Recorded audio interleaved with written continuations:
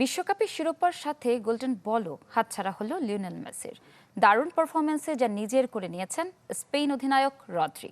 সেরা গোলরক্ষক হিসেবে গোল্ডেন গ্লাভস জিতেছেন উনাই সিমন, আর সেরা উদীয়মান ফুটবলারের পুরস্কার উঠেছে স্বদেশি পাও কুবার্সির হাতে। টানা বিশ্বকাপে গোল্ডেন বুট জয়ের অনন্য কীর্তি গড়েছেন কিলিয়ান এমবাপ্পে। বিশ্বকাপে মেসি মহাকাব্যের শেষটা ট্র্যাজিক। সোনালি ট্রফিটা হাতছাড়া হয়েছে। অনেকেই ভেবেছিলেন তৃতীয়বারের মতো আসর সেরা ফুটবলার হতে চলেছেন খুদে জাদুকর।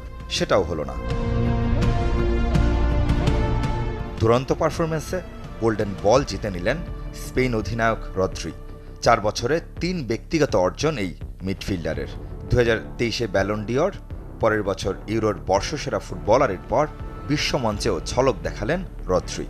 বিশ্বকাপ শিরোপার সাথে গোল্ডেন বলে স্প্যানিশ অধিনায়কের বৃহস্পতি তুঙ্গে।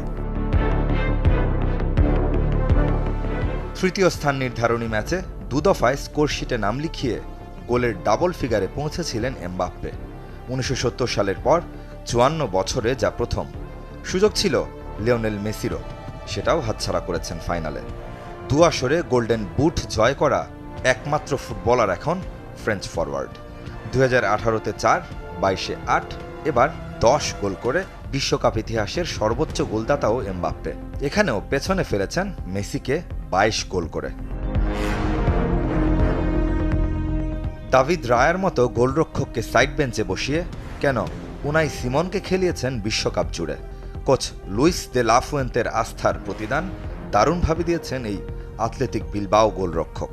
7 ম্যাচে ক্লিনশিট। শুধু বেলজিয়ামের বিপক্ষে মাত্র 1 গোল কনসিড করেছে লা রোহা ফিউরিরা উনাই সিমন বীরত্বে। তাই গোল্ডেন গ্লাভস উঠেছে এই গোলরক্ষকের হাতে। গোল্ডেন বল, গোল্ডেন গ্লাভসের পাশাপাশি সেরা উদীয়মান ফুটবলারের পুরস্কারও গেছে স্পেনের ঘরে। লা রোহা ফিউরিদের রক্ষণভাগ সুরক্ষিত রাখার কাজটা দারুণভাবে করেছেন মাত্র 19 বছর বয়সী ফুটবলার। গেলবার আর্জেন্টাইন ফুটবলাররা যে ব্যক্তিগত ট্রফি জিতেছিল তার সবগুলোই এবার পেয়েছেন স্প্যানিশ ফুটবলাররা। শুধু গোল্ডেন বুটের মালিক থেকেছেন অপরিবর্তিত। রিদওয়ান শুয়েব, চ্যানেল 24।